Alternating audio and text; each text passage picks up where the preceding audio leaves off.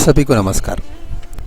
कभी कभी देखिए, लोगों को अपने जीवन में आने वाला समस्या को समाधान पास में ही रहेगा, बहुत आसान भी रहेगा, फिर भी उनको समस्या को समाधान न मिलने के कारण उन्हें बहुत दिक्कत में रहते हैं और उसके वजह से बहुत टेंशन भी हो जाते हैं। यार इतने दिन से ये प्रॉब्लम है, बहुत तकलीफ हो रहा है हमें। लेकिन देखा जाए तो कभी कभी वो समस्या को समाधान बहुत आसान तरीक़ा से मिल जाएगा, लेकिन उसके लिए कुछ हमें भी करना पड़ेगा। वो क्या आसान तरीका है हम देखेंगे वो एक कहानी के द्वारा। क्योंकि ऐसे ही था, एक गांव में लोग बहुत बड़ा समस्या में पड़ गए थे। समस्या का कारण ये था, एक बहुत बड़ा धनवान था। वो धनवान के पास 19 घोड़ा था और भी अन्य बहुत सारे विषय थे।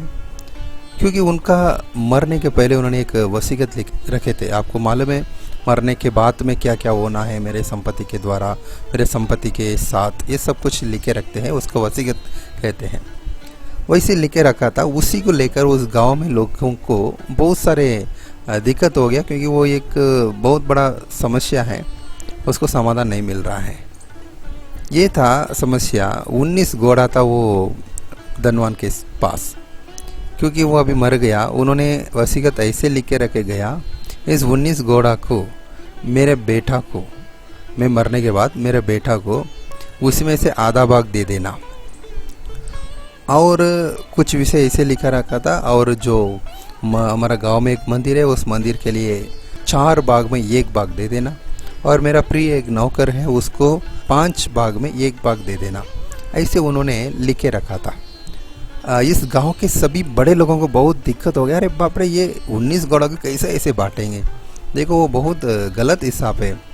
उनको 2 सप्ताह तक उसको कुछ भी आइडिया नहीं मिल रहा था, मतलब समाधान नहीं मिल रहा था। 19 को आधा करेंगे तो उसको काटना पड़ेगा या 1 घोड़ा काटना पड़ेगा क्या, ऐसे मतलब समस्या बढ़ रहा है, लेकिन किसी को आइडिया नहीं मिल रहा है।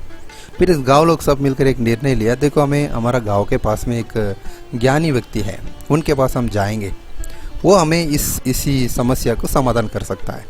चलो सब लोग मिलकर उस ज्ञानी के पास गया। उनको मिलकर उनसे कहा, ज्ञानी जी हमारा एक ऐसी समस्या है, आप द्वारा उसको आप समाधान करके रखिए, उसका सॉल्यूशन हमें दिखाइए। उस ज्ञानी पुरुष ने उनसे पूछा, आपका क्या प्रॉब्लम है? वो प्रॉब्लम सब कुछ उन्होंने बता दिया। उन्होंने बोला ठीक है, मैं तुरंत आऊँगा।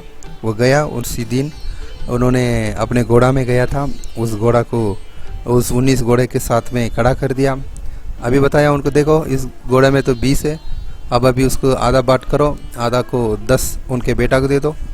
और देगा, और क्या करना है? अच्छा 4 हिस्सा में 1 हिस्सा मंदिर को देना है। चलो 5 घोड़ा निकालो वहाँ से, वो मंदिर को दे दो।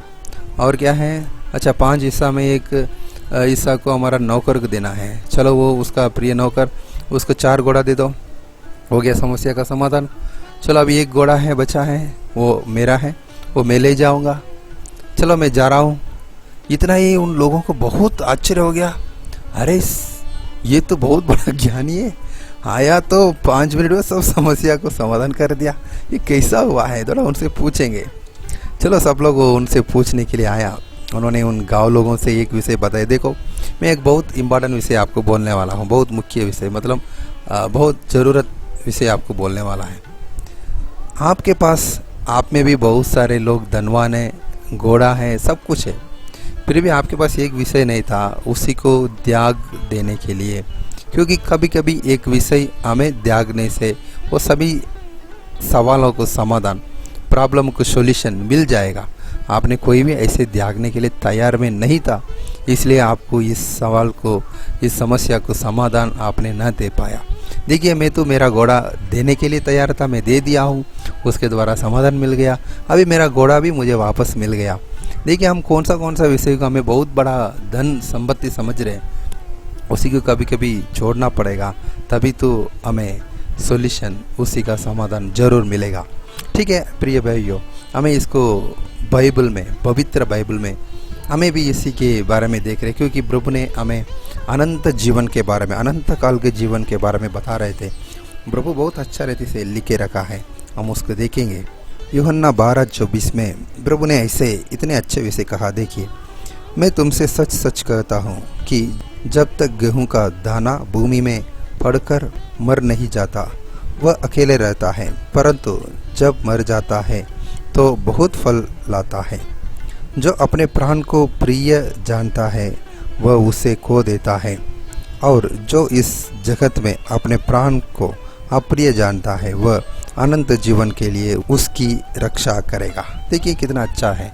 प्रभु ने हमें त्याग देने के लिए, कुछ विषय हम त्यागेंगे तो अनंत कालिक जीवन में हम प्रवेश करने के लिए हम योग्य बन जाते हैं।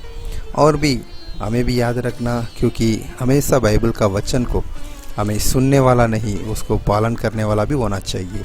इसलिए तो याकूब का पत्री 1 उसका 33 वचन में उन्होंने ऐसे लिखा है, परंतु वचन पर चलने वाला बनो और केवल सुनने वाला ही नहीं जो अपने आप को धोखा देता है। हम कभी सुनने वाला ही रहेंगे, वचन को पालन न करेंगे, हमें धोखा भी मिल सकता है। इसलिए कभी कभी हमारा जीवन में हम कुछ विषय छोड़ देने से, कुछ विषय को त्यागने से हमारा परिवार में रहने वाला और गांव में रहने वाला बहुत सारे प्रॉब्लम, समस्या दूर हो जाएगा। उसका समाधान हमारा ही पास है, क्योंकि हम सब अनंतकालिक जीवन में प्रवेश करने के लिए चुने हुए लोग हैं। इसलिए हम जरूर अपने आप को त्यागने के लिए, कुछ विषय छोड़ देने के लिए, समाधान से जाने के लिए हमेशा तैयार रहना है। प्रभु आपको आशीष करे, आपको आशीष करेगा। सुनने वाला सबको धन्यवाद। यीशु मसीह की जय।